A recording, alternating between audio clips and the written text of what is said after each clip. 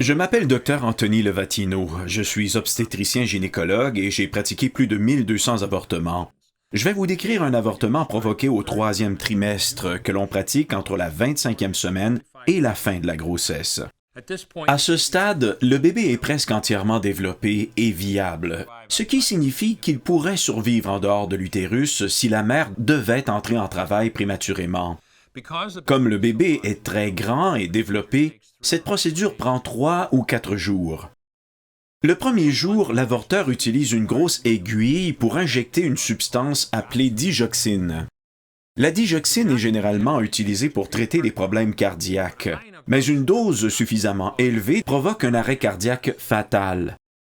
L'avorteur insère l'aiguille contenant la digoxine dans l'abdomen ou le vagin de la femme, puis dans le bébé, en ciblant la tête, le torse ou le cœur. Le bébé le sentira. À ce stade, les bébés ressentent la douleur. Lorsque l'aiguille perce le corps du bébé et que la digoxine fait son effet, la vie du bébé s'arrête. L'avorteur insère alors plusieurs bâtonnets d'algues marines, appelées laminaires, dans le col de l'utérus de la femme.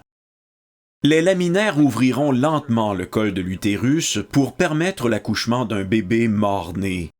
Pendant que la femme attend que les laminaires dilatent le col de son utérus, elle porte son bébé mort en elle pendant 2 à 3 jours.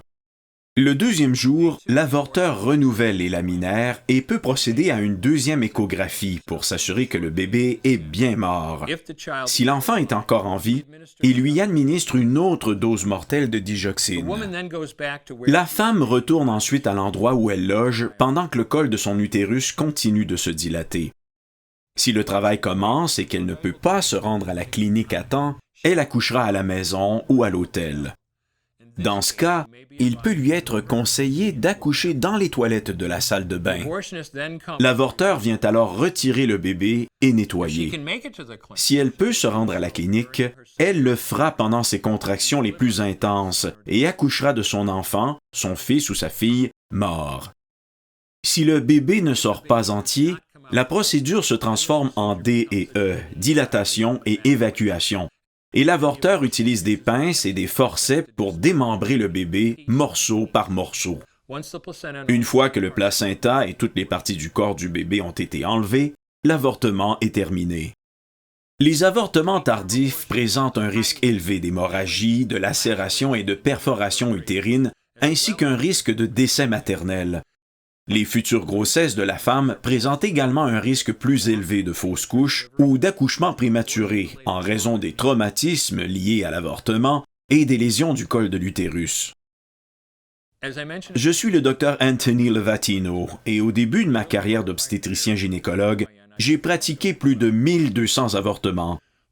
Un jour, j'ai regardé les restes de l'enfant à naître dont j'avais interrompu la vie et je ne voyais plus que le fils ou la fille de quelqu'un. J'ai réalisé que tuer un bébé, à n'importe quel stade de la grossesse, est mal. Je veux que vous sachiez aujourd'hui, peu importe où vous en êtes, que vous pouvez changer. Prenez une décision aujourd'hui pour protéger l'enfant à naître.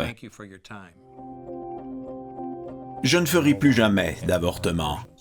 Lorsque vous avez enfin compris que tuer un bébé gros comme ça pour de l'argent est mal, il ne faut pas beaucoup de temps pour comprendre que peu importe si le bébé est gros comme ça ou comme ça, c'est la même chose.